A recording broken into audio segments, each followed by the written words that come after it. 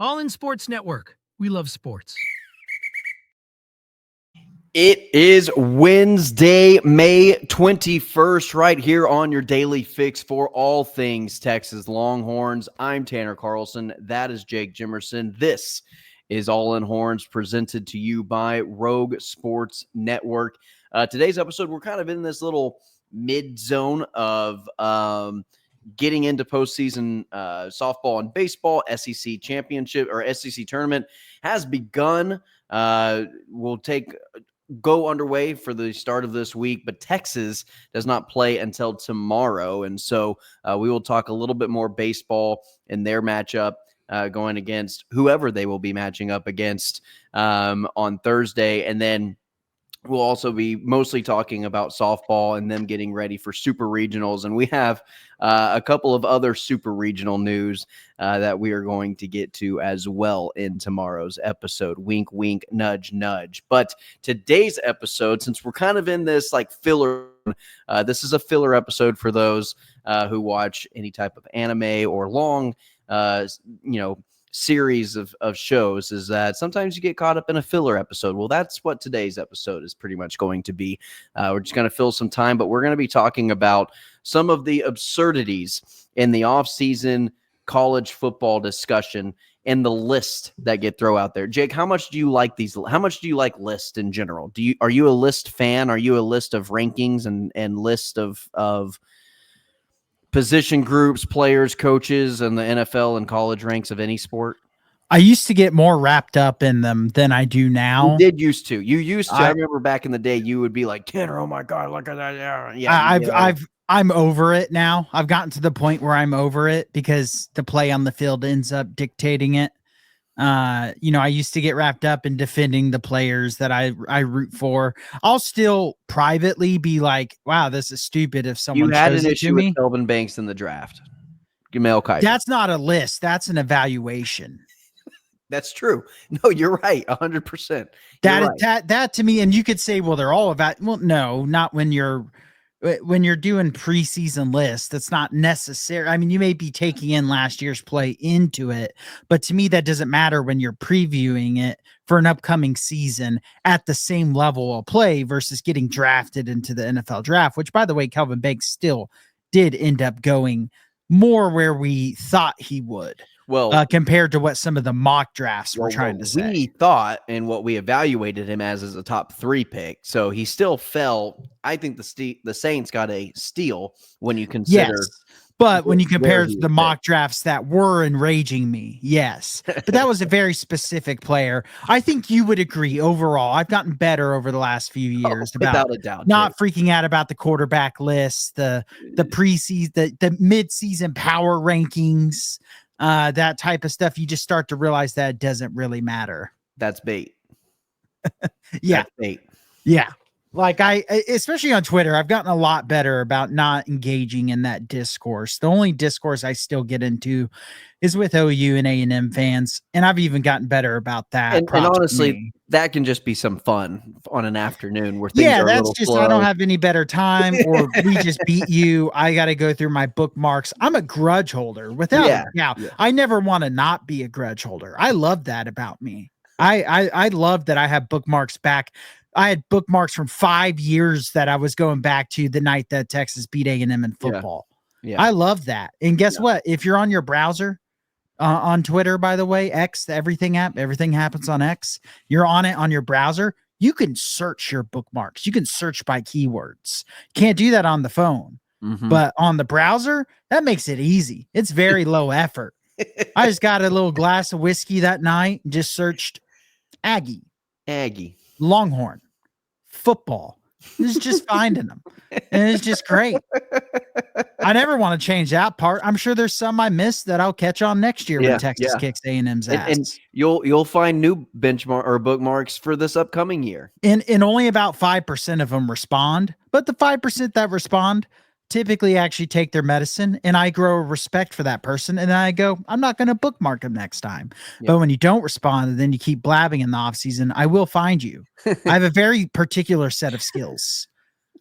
And that is trolling you whenever you talk smack blindly and then lose. And I invite people to bookmark my tweets. It's been done to me a time or two. My favorite part about reading your X post and you going after these nutcases, whether they be OU or A&M fans, or maybe even, the random LSU fan or Bama fan, or, whoever's throwing shade at Texas. I've known you long enough that I can read your tweets or your post in your voice and how you would respond in real life. And I can read it in your tone of how you're saying it. And if you've listened to this podcast long enough, you can probably start catching up on that as well. If Jake's a great follow on X whenever it is football season, because he does do it. He's not lying. I mean, he's 100% correct whenever he says he goes at him and he bookmarks them and he uses them as leverage later. I just like to read them and be like reading it as though he's saying it to that person's face in real life, because I can read it exactly the way he's typing it out. And I would say it to their face in real life. I think you would agree. I'm not afraid to say it to. When it comes to sports, Jake, it's very easy for me to just talk to a random person and say your team sucks and you're an idiot. Like, it's very easy for me to get on a very disrespectful level when it comes to sports. We have someone in our work who's a fake Philly fan because they've never been to Philadelphia. They just randomly decided I'm an Eagles fan. And I will say to their face, I'll go, yeah, Philly is a fan base. I was like, why do you want to be part of such a trash fan base? Like, just awful people. Why would you want to associate yourself with those people? Like, I've just said that to their face. I don't care. Yeah. Well, I talked a little smack in the office the other day. We had our VP is a Texas Tech fan. Graduated from Texas Tech, but a fan nonetheless. That's not saying much. Right. And, I did little smack talk to the Texas Tech, and he was just kind of taken aback, and he was like, he didn't really know how to respond. I was like, oh, sorry. I thought this was just a friendly back and forth of guys being dudes and shit talking each other's sports teams, but I'll back off. My bad. To be fair, Texas Tech diploma is barely equivalent to a high school diploma. Facts. All right. Hey, Jake, let's get into this episode. We've got top 10 college quarterback list. A couple of them released, and these are mainstream media guys for the most part. ESPN, Fox, Joel Klatt released his, and then Greg McElroy, I would say maybe about a month or two ago, released his. He has not re-released it, a revised version of his quarterback list, and so we're just going to use that one as well. But probably once a month, you'll get some new writer, some new personality in the college football world dropping a new list of something, somehow, some way, as football season progressively gets closer to us throughout the year. And so right now it's quarterback list. And so, Jake, let's go through Joel Klatt's list first, and then we'll go through the lunacy of Greg McElroy's list second, and then we might give our opinion on them, give our reactions to them. Again, I don't take a whole lot of, stock in these lists, but Jake and I, we decided that we will join the media circus, and maybe next week we'll go down the list of, I might go down the list of every starting quarterback, or at least listed starting quarterback in the country, and develop my top 10 list of who I like. Jake will do the same. We'll compare notes here on the show for you probably next week. So we'll do that. But let's go ahead and start with Joel Klatt. Cade Klubnik as his number one quarterback going into next year. I'm not against that. Arch Manning, number 2. John Mateer out of Oklahoma. Sam Levit, the Arizona State quarterback. Drew Ayler, the Penn State quarterback. Garrett Nussmeier, the LSU quarterback. DJ Lagway out of Florida. Lenore Sellers out of South Carolina. Luke Altmaier out of Illinois. And Carson Beck at Miami. And so, Jake, first of all, let's go ahead and just react to Joel Klatt's, and then we will, again, get into the crazy nut house that is Greg McElroy's QB list.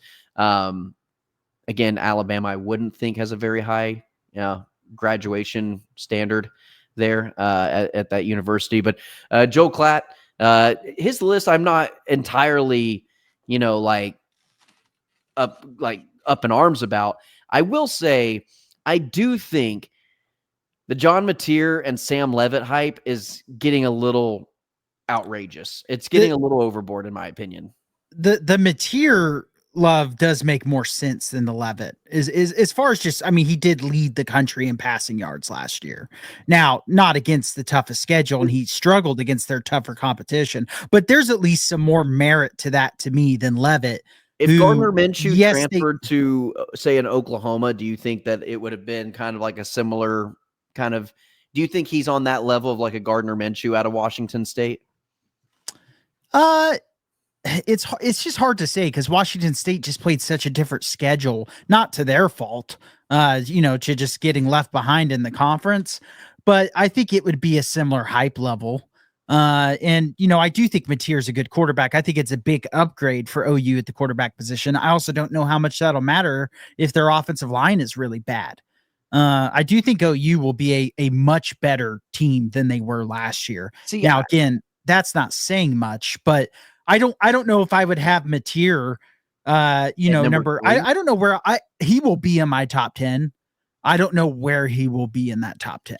I think I would rather take a Drew Ayler, Lenora Sellers, even I don't like Ayler at all. I might take a Lenora. I will. In fact, I can tell you right now, my Lenora Sellers will be above John Mateer in my. I think he's underrated in both these lists. Yeah, on my list, Sellers will be above Mateer without question. Because Jake, you also have to put into account here for me, it's not just the quarterback talent. It's not just him throwing in shorts at a pro day, because Mateer will probably look better if that's what you're grading this on. Like you said, the offensive line, the weapons around him, the system and the scheme in which he's playing in.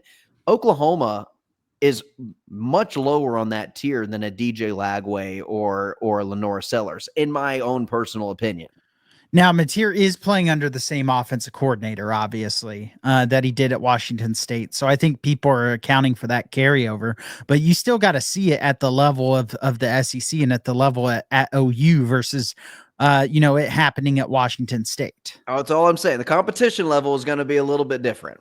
Yeah, no, for sure. And, that's why, I'll probably have Mateer above it. I can tell you right now, Drew Ayler is going to be low on my list. I think he stinks. Do you think he makes your list?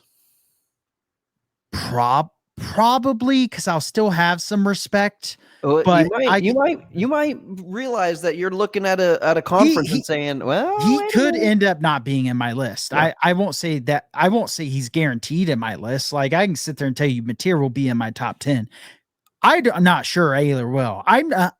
He's the reason Penn State didn't go to a national title or potentially win one. Yeah. He was the primary reason. Yes, their wide receivers weren't great as well, but he stunk it up. And here's my thing, Jake. He's a James Franklin quarterback. To a T. I mean, he's no more impressive than a Christian Hackenberg. He's a James Franklin quarterback. I mean, that's all I got for you. I mean, the running backs are going to carry. There's a lot of hype coming out of high school. Yep.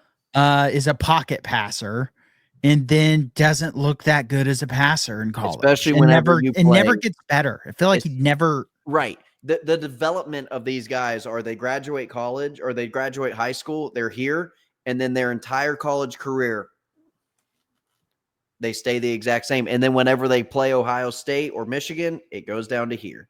Whenever they play a level competition of where they have to step up and perform and be that guy that everybody wants them to be on college game day, they always turtle in those moments, it feels like, especially at Penn State. Maybe not so much this year, but then again, they didn't have the schedule that they typically do with the adjusted scheduling for the Big Ten. Overall, Jake, I don't mind Joel Klatt's list. I actually think it's somewhat okay. I think the players he has in his top 10 aren't all that bad. In terms of the order, I would probably change a couple things. I'd honestly probably put Nussmeier ahead of Levit.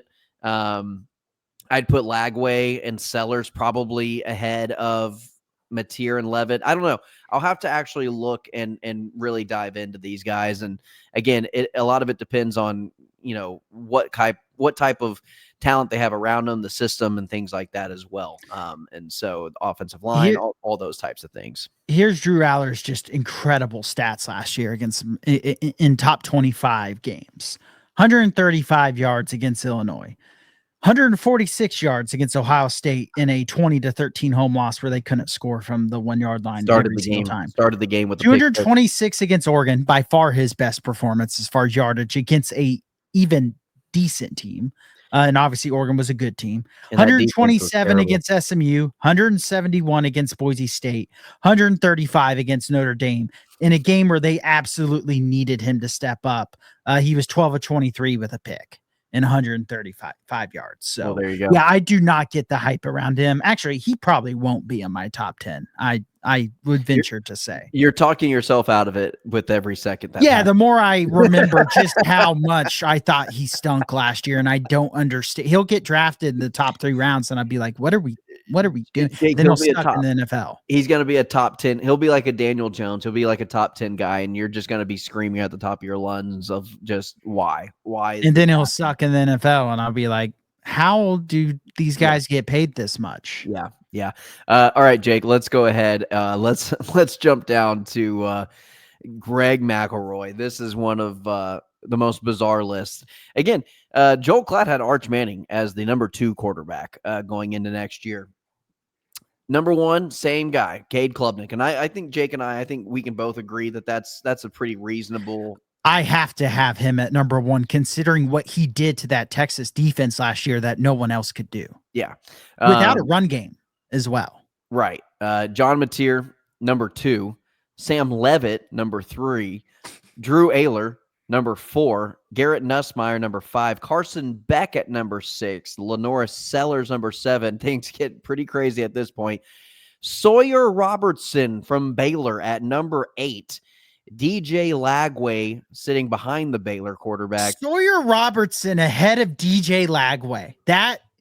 Ask any college football coach, who would you take as your quarterback this year? Sorry, I interrupted before you said number 10, which also Sawyer Robertson shouldn't be ahead of. Well, and then there's somebody who's not on this list who Sawyer Robertson should not be ahead of. And then Haynes King at number 10. There is a certain number 16, very popular last name that is not on this list, who plays for the University of Texas. I'm sorry.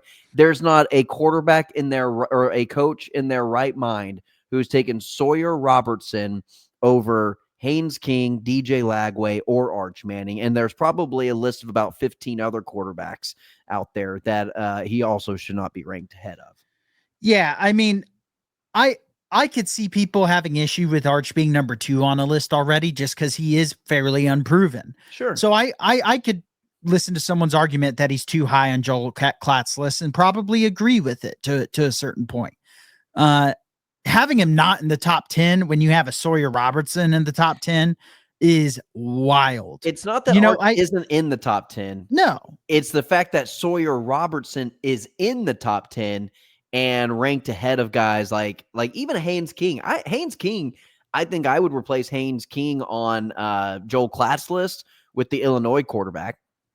Yeah, I mean, I do think Haynes King will probably be in my top 10. I was just impressed by him last year. Every time I watched him play, his toughness, his leadership. You're a big believer in that Georgia Tech program right now. Yeah, I really like that coach. And I mean, they were terrible not too long ago. He's taken over. They're getting better and better. I don't think that Georgia game was a fluke. He coaches toughness, and they're pulling some good recruits as well. I mean, I'm not saying they're going to be competing for a national title, but they could be competing for an ACC title here in the near future. Coordinator Blake Gideon. Yeah, and obviously I'm rooting for Blake Gideon to do well there now. So Georgia Tech might be my little ACC school I root for. Yeah. While they're in the, they're always so good on the video game, and I've never every video game they're in a national championship within 5 years. You can go from NCAA 2005 to college football 2025, and it's always Georgia Tech. You're playing Georgia Tech in a national championship within your first couple of years in your dynasty. I've never understood what the algorithm is that college football gives them, but they might be on that track, Jake. They might be on that track. Yeah, they might finally live up to the video game simulation hype. They might. All right. So again, I don't think I'd have John Mateer maybe top 5. He might be my 5th best quarterback, maybe. Sam Levit, I'm starting just to get annoyed at the hype. I thought he played well against Texas. I thought he did do well. That was Cam Scatterbo's team. And to pretend that it was Sam Levitt carrying that team and not Cam Scatterbo is absurd to me. Am I mistaken in that? Am I like going crazy? No, I was like, Sam Levitt played a pretty decent game after that game, was kind of what I was saying about it. But like, he was also a big part of the reason they didn't win. Yeah. Because if their passing game was better, they probably win that game. I mean, who was the better quarterback in that game? It wasn't even close. I mean, at the end of the day, Levit did have 222 passing yards, but he was 24-46 with no touchdowns and a pick. And he was impressed because, I mean, he was under pressure. He was running around and making some plays and stuff. He escaped, extended the play with his legs, all that good stuff. But did he actually? As far as his ability to just throw an accurate football, I wasn't blown away by him. Who did? You know who did throw a passing touchdown in that game? 3 of them. Quinn Ewers. Well, Cam Scatterbo threw a touchdown as well. Yeah, that's a good point. And I mean, Levit had a good year, but he had some stinkers. For sure. Now, at the end of the year, he did come on really strong. The whole team. The last like 5 games, he caught on fire. And he had a great running game to open things up for him. What's it going to look like if you don't have Scatterbo running for $150 plus every single game like they did last year? Yep. And so yeah, I think Sam Levitt's good. I'm sure he'll probably be he'll be somewhere in my top 10, but he'll definitely be in that probably lower 5. I don't know if Drew Aller will be in there. I actually think Nussmeier gets a little disrespected. And I think Penn State would trade Drew Aller for Nussmeier upright. That's what I think. Same with Lenore Sellers. I don't get the Lenore Sellers. And then if Lenore Sellers went to the transfer portal, if he entered in the transfer portal and Penn State offered him the bag, like, he may not have gone to Penn State, but do you not think that Penn State would have been like, that's a possible upgrade? In fact, maybe not, because James Franklin would be like, oh, he can actually kind of run. I don't like that. Yeah. But from a logistical standpoint, yes, they should. He'd be a huge upgrade for them at the quarterback position. I'll be honest with you, Jake. I think Lenore Sellers next year is going to take this. He's going to take a Heisman caliber leap up. I'm so glad Texas does not play South Carolina next year. I think South Carolina is going to be a extremely difficult team in the SEC to get through. They may not make the playoffs, but they will be a borderline playoff team. They'll be very much like an Ole Miss team. And if 1 or 2 plays goes or doesn't go their way, that could be the difference of them making the playoffs. But I think Lenore Sellers is going to be a huge reason for their success next year. Yeah, I mean, the toughest thing for South Carolina is they're going to have some really tough road games next year because they had a lot of their big games at home this year. Right. They're going to A&M. They're going to LSU. Was Bama at home? Possibly to Bama. I'll have to look at their schedule. At LSU. That's what I'm thinking. At LSU. But they're not going to be an easy team to beat because they still have those edge rushers that are some of the best in the country. Well, he was a freshman last year. The name is escaping me. But the name's escaping me right now off the top of my head. But him and Colin Simmons were the best freshman edge rushers, and it wasn't close. They were both freakish freshman edge rushers.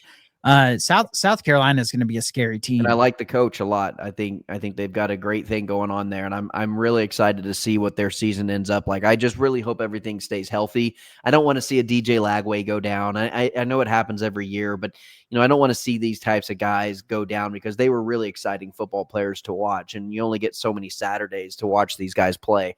Are you surprised? Last thing I'll say about these lists: are you surprised Lagway's not actually higher? On both lists. I'm surprised he's not higher. On both lists. Yes, on both lists. I think Sellers and Lagway are both top 5 quarterbacks next year. I'm very confused why they're getting, because you would think Lagway, considering he was like the number 1 recruit in the country last year as a true freshman, lived up to the hype when he was playing. He got injured, but you don't knock that whenever you're doing a power ranking of QBs going into the next season. I'm taking both of those guys over Drew Aller, and I'm taking both of them probably over Sam Levitt. Yeah, I'm not even hesitating. I am taking both of them over Sam Levitt. Yeah. Yeah, I would think DJ Lagway would be the guy, like people are gonna be like, he's my number one quarterback, like get a little overhyped on him to where it would annoy me some. Sure. Instead, I'm like, what's with the kind of disrespect of Lagway? Yeah. All of a sudden I'm defending him. It's like a reverse. That's where it's still easy to get a little caught up in the list, but I at least don't, do the social media discourse on it anymore. Jake, where do you think you're gonna have Arch Manning? If he's in your top 10, I feel like he'll be in my top 10. Probably somewhere between like 4 to 7. Yeah. I feel like putting him 2 when we've seen him start 2 games in college against terrible teams. Yeah. I try to be as non-biased as I can to a point where I may knock down a little bit more than anything. But I like Arch Manning to me was without doubt a top 10 quarterback just based off what we've seen already. But at the same time, I don't think his body of work necessarily means you put him over maybe even a Lenore Sellers, who's more proven at this point. I do think being proven matters to a point. It does. It does. I'm thinking around that 4, 5, 6 range. I think that's probably a safe. That's more than likely. Where I say 4 to 7, it'll probably be somewhere between 4 to 6, and maybe it's 3. I don't know yet. Yeah, but I do want to go down and actually look at Klubnik's my 1. I can already tell you. I have a tremendous amount of respect for him after what he did to that. No one else could even hardly complete passes against Texas last year. Yeah. He lit their ass up. No, and he made it look pretty easy, and it was very frustrating to watch. Oh, it was so. I realized it made me realize how spoiled we were from the season, because I was getting really pissed at the defense in that game. It's like, my God, it looks easy, and it was just more of K. Klubnik as a gamer. Yeah, and for both of these lists to have Drew Ayler over Garrett Nussmeier, DJ Lagway, Lenore Sellers, and Carson. You know what? Carson Beck may not be in my top 10. I'm out on Carson Beck like you are Drew Ayler. I might just be all out on Carson Beck. I think having him around, I think around 10 is fine. Whether he'll be in my top 10, I'm not sure. I'd have him below Arch, though. I can tell you that. If the Miami system is similar to what they did with Cam Ward, but I think people mistake Cam Ward's just the easiness in which he played last year, because he really just walked through and won a Heisman and was the number 1 overall pick. I think, or I'm sorry, he didn't win. He did win Heisman. No, Travis Hunter won Heisman. I'm sorry. Yeah. But he walked through, got the number 1 overall pick, was the best quarterback in the nation, kind of by just like sitting back there and just kind of just, okay. And I think the Miami system made the Miami system look easy. I don't think it's going to be that for Carson Beck. I just don't. No. And at this point, I mean, I wish Carson Beck would have stayed in the game against Texas, not only because I don't like injuries, but 2, because I think Texas probably wins. I don't even think he puts together a touchdown drive. Yeah. He had no answers for that Texas defense in either game. He was horrific in both games. But the only thing I'll give McElroy credit for is I think putting Haynes King in the top 10 was a good call. The rest of his Sawyer Robertson is borderline drug test that man. Like, what are we doing here? Do you think he was just like looking at the list and just like, man, I got to find somebody where I would put Arch. I got to find somebody. And he was just going through and just couldn't find anybody because he was just bound and determined. I think he smoked something before he made the list in the middle of it because, I mean, just having Aller 4, having Carson Beck 6, having Lenore Sellers 7 is too low in my opinion, which Clatt had him 8, which I also think is way. Then having Lagway 9 behind Sawyer. I can't get over that. Yeah. I can't get over putting again. You think Lagway would be the guy getting overhyped, if anything. He's the perfect guy to be like, he's the Heisman next year. Just make that crazy leap immediately. Right. Yeah. He's kind of the perfect guy. Plays at a big name SEC school like Florida. Showed all the promise in the world whenever he was healthy. That team, Florida, should be, as a program, should be on the up and up. If they're not, they're firing their coach and probably before the season's over. One of the scariest games on Texas' schedule next year. Going to the Swamp is, and I believe that is the first week of the SEC schedule for Texas. If I believe that is the game before OU, which is that's a dangerous stretch of games right there. Yeah.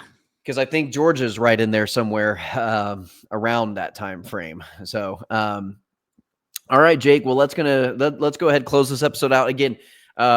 As we mentioned, we don't let these lists get to us by any means, but we are going to make our own list, and we will release that episode sometime next week, probably middle of the week, whenever the news cycle is a little slow. Which will also probably end up looking really stupid. Just by the way, I'll go ahead and acknowledge it.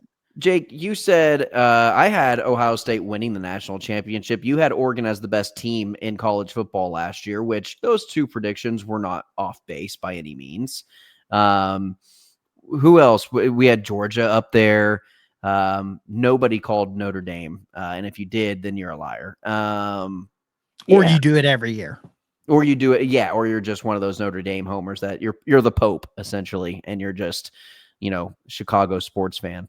I would say we know ball enough. Now, is it going to be to a point to where I just think ranking players is harder? Well, especially quarterbacks. Because there's so much unknown. Well, quarterbacks, we just don't know. There's going to be a quarterback like Kirk O'Rourke from Indiana, who's going to be a top 10 quarterback in college football that no one has ever heard of. No one is going to know what he does. And he's just going to come out of nowhere and light the whole country on fire, and no one's going to That's what makes it tough. Is someone who's not even on your radar is just going to end up being some freakish stud. Yeah. That's just how college football works. That's why I love it. So, all right, Jake, let's go ahead, wrap up the episode, and then stay tuned for tomorrow's episode as well. For Thursday, before the baseball, softball games get going, we're going to go ahead and give you a quick preview. More so talk on softball than we will baseball, just because we may not know who Texas is even playing in baseball by the time of this recording. And so, we'll talk mostly softball for tomorrow's episode, but we'll give a little hint of baseball in there as well. That's Jake Jimerson. I'm Tanner Carlson. This is your daily fix for all things Texas Longhorns. And as always, like, share, and subscribe to the channel and hook 'em. All in Sports Network. We love sports.